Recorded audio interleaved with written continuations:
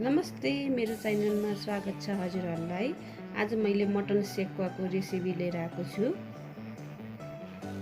सेकुवाको लागि मैले अब मसला हाल्दैछु। मसलाको लागि लसुन 1 चम्चा,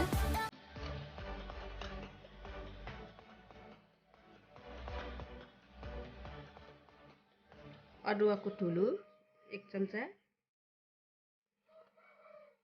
बेसार 1 चम्चा, खुर्सानीको ठुलो 2 चम्चा, नुन स्वाद अनुसार,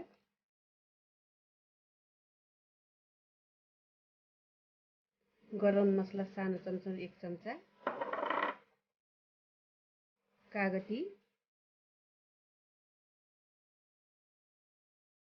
अनि तेल।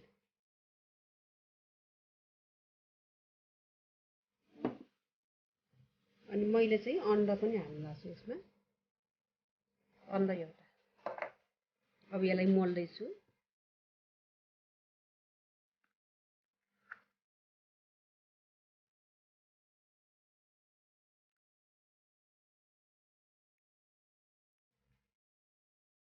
ल हेर्नुहोस् त, रेडी भयो, मोलेर तयार भयो। अब म 1 घन्टाको लागि छोड्दैछु।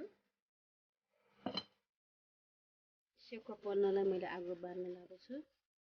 ल हेर्नुहोस् त, आगो बाल्दैछु। ल हेर्नुहोस् त, आगो पनि बल्यो। म सेकुवा राख्दैछु।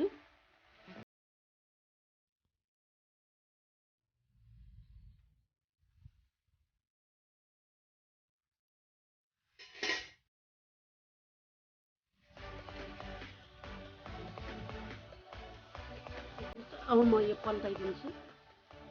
कालो पनि छ।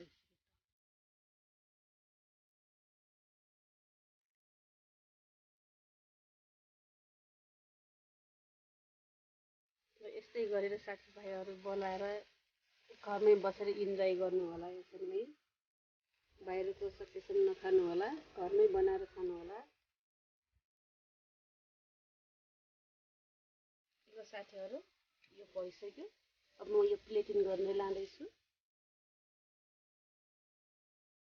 ल हेर्नुहोस् त, मैले प्लेटिङ गरिसकेँ। ल हेर्नुहोस् त, मैले सेकुवाको लागि काँचो खुर्सानीको अचार बनाएको छु।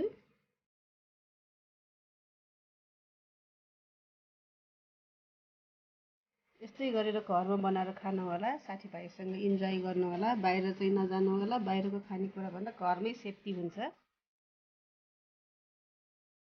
ल साथीहरू, लाइक, कमेन्ट, सेयर, सब्स्क्राइब गर्न नबिर्सनु होला। धन्यवाद।